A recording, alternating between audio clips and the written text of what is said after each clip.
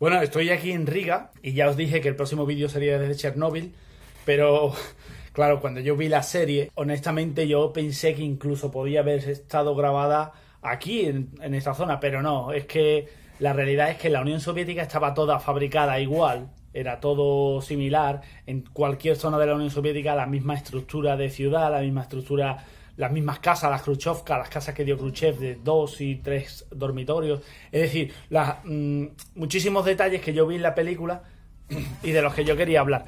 Pero no voy a hablar de eso hoy, porque voy a hablar de una cosa que me ha llamado mucho poderosamente la atención. Y la verdad que no sé cómo lo voy a hacer, porque no tengo la pizarra, pero tengo aquí mis apuntes y tengo aquí mi ordenador con mis fotografías capturadas. Entonces lo que voy a hacer va a ser ir hablando de lo que tengo los apuntes y lo que tengo las fotografías, y las fotografías las iré colocando por aquí o por aquí para que las veáis. Resulta que el otro día un tuit de la revista Forbes hacía énfasis en una publicación negacionista del cambio climático antropogénico formulada por Nir Shabib, un astrofísico judío. Pues claro, tiene una trayectoria, tiene unos conocimientos, tiene una reputación importante. Lo que a mí me llamó realmente la atención fue ver que lo censuraban. La propia revista censuraba su propia publicación. Es decir, aquí se le fue la mano al becario y llegó alguien, quita eso, y lo censuró. En lugar de explicarte o de contarte que se produjo esta censura, lo que yo he querido es saber qué es lo que decía esa teoría y voy a intentar explicártela. Teniendo en cuenta que yo soy licenciado en máquinas navales, soy maquinista naval jefe. Lo mío es la combustión, la mecánica, los motores. O sea, cualquier youtuber que sea físico, por ejemplo, todo este grupito de gente que explican cosas, lo hacen muy bien, pues podrá explicarlo mejor que yo. Lo que pasa es que este colectivo, no sé si tendrán interés con el tema del lobby de las renovables y entonces por eso no hablan de este tema, porque ya deberían de haber hablado, porque el tema es muy interesante y se las trae. Así que lo que yo voy a hacer va a ser desde un punto de vista mío, a través del cual yo he conseguido entenderlo, voy a intentar que tú lo entiendas. Y ya si quieren algunos de estos youtubers que son físicos y tal y saben mucho, oye, pues que entren más en profundidad y lo cuenten mejor. ¿Qué es lo que dice Nir Shabib en su teoría? Que existe una correlación directa entre la actividad solar y el clima en la Tierra. Claro, esto tú puedes decir, joder, esto es seguro, pero esto no explica el calentamiento. Tranquilo, vamos a ir por partes. La actividad solar tiene efectos directos sobre el clima. Entonces, lo que hace es analizar la actividad solar a lo largo del tiempo y se generan unos patrones.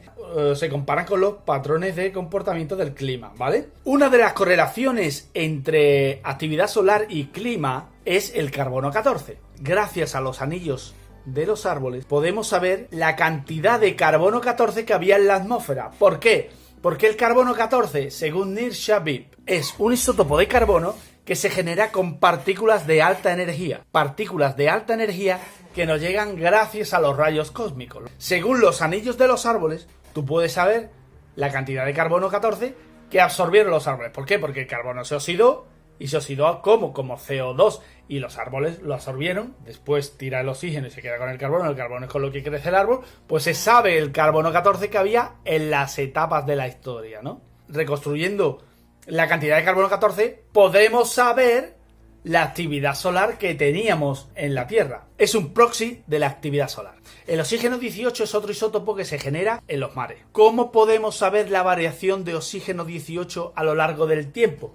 Las variaciones de oxígeno 18 a lo largo del tiempo lo podemos ver en las estalagmitas, en las cuevas de la península del sur de Omán. Podemos saber cuándo en el mar teníamos más oxígeno 16 o oxígeno 18 en función del análisis de las estalagmitas que nos han guardado ahí la muestra de lo que había en los mares.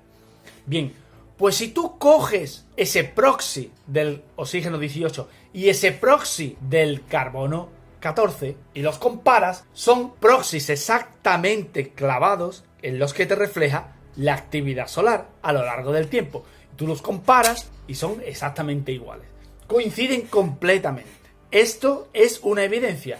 A partir de esta evidencia, Nir Shabib, en los vídeos que yo te voy a dejar en la descripción, explica muchísimo más y mejor y con más ejemplos ¿por qué hay evidencias de que la actividad solar influye en nuestro clima? Pues sencillamente tenemos que entender que nuestro clima es un sistema matemático.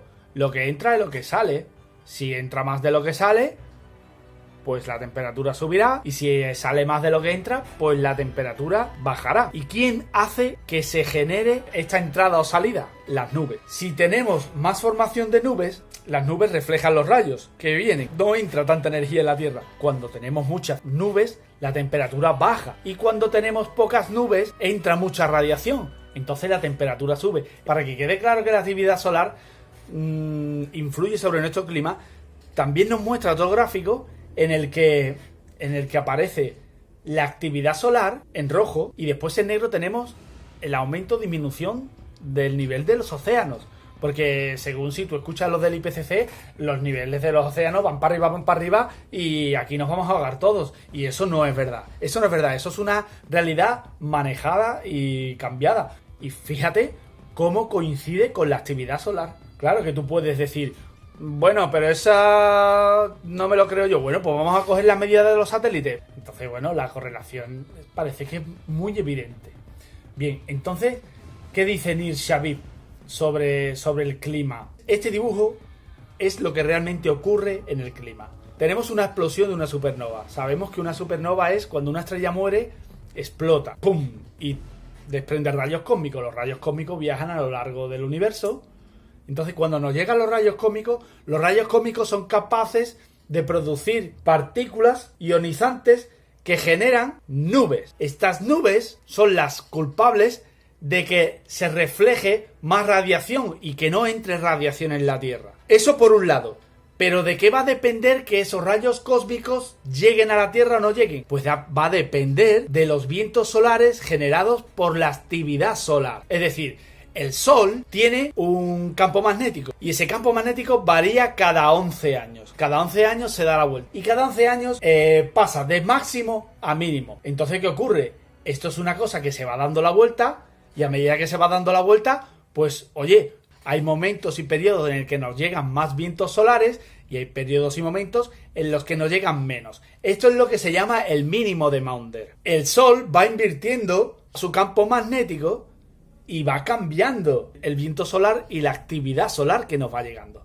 Bien, pues esta actividad solar es fundamental, porque esta actividad solar son partículas energéticas y son capaces de desplazar los rayos cósmicos y la desplazan hacia el cinturón de Van Allen. Entonces, una vez que las desplazan, ¿qué es lo que pasa? Pues que no llegan a la Tierra los rayos cósmicos y entonces no se generan nubes. No se generan nubes y nos calentamos. ¿Qué ocurre cuando estamos en mínimo de Maunder? Pues que cuando estamos en mínimo de Maunder no tenemos vientos solares potentes y entonces los rayos cósmicos llegan a la Tierra. Llegan a la Tierra, forman nubes y entonces las nubes reflejan la radiación y empezamos a enfriarnos. Es decir, lo que entra menos lo que sale. Si entra más de lo que sale, pues nos calentamos. Si sale más de lo que entra, pues nos enfriamos. Así de sencillo. Una de las cosas interesantes es que el IPCC, por ejemplo, genera unas tablas en las que evalúa los factores que afectan a nuestro clima. Por supuesto, el primero para ellos es el CO2. Claro, el CO2 emitido por la humanidad. Porque el IPCC lo que dice, vamos a ver, si nosotros no tenemos en cuenta los efectos de la humanidad, no somos capaces de explicar lo que ha pasado en los últimos 100 años. Por lo tanto, responsables son los humanos. Oye, y eso deja mucho que desear, ¿no? El otro factor que dice el IPCC es que no somos capaces de entender quién es el protagonista de este calentamiento. Por lo tanto, tiene que ser el humano. Claro, y ahí es donde aparece el CO2, el maldito CO2. Se sabe ya de que el CO2 sigue las temperaturas y se sabe que en el Cámbrico había 4.500 ppm de CO2 en la atmósfera. O sea, todavía nos queda por subir. Pero bueno, si nos vamos a la tabla que nos enseña el IPCC sobre los agentes que afectan al clima, pues bien, tenemos aquí al CO2, tenemos al oxígeno, tenemos diferentes agentes y después tenemos los cambios en la radiación solar, donde el IPCC nos da que es una variación mínima.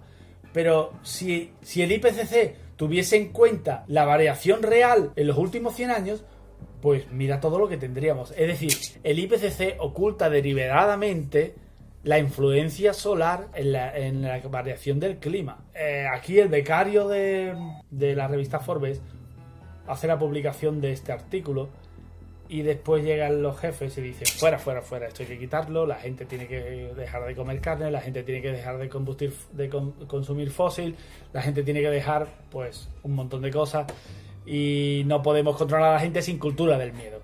Pero realmente esta teoría es muy buena y esta teoría explica muchísimas cosas que son perfectamente factibles y las que deliberadamente el IPCC está silenciando, porque con la teoría del CO2 antropogénico, oye, pues está consiguiendo tasas de control que personalmente pienso que en un inicio de toda esta historia ni siquiera se la imaginaban a las que iban a llegar, ¿eh? Las conclusiones son que hay evidencias más que suficientes de que la actividad solar afecta al clima de la Tierra. No hay evidencias de que el calentamiento es producido por la actividad humana y somos completamente conscientes de que el IPCC oculta deliberadamente la influencia de la actividad solar en nuestro clima. Esta es la gran realidad y por esto este artículo en la revista Forbes ha sido censurado.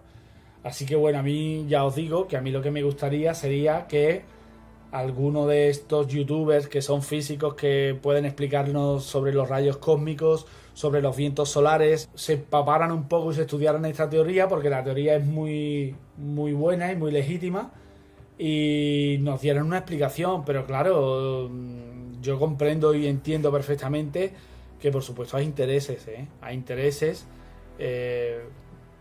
así que bueno, yo os voy a dejar en la descripción del vídeo, os voy a dejar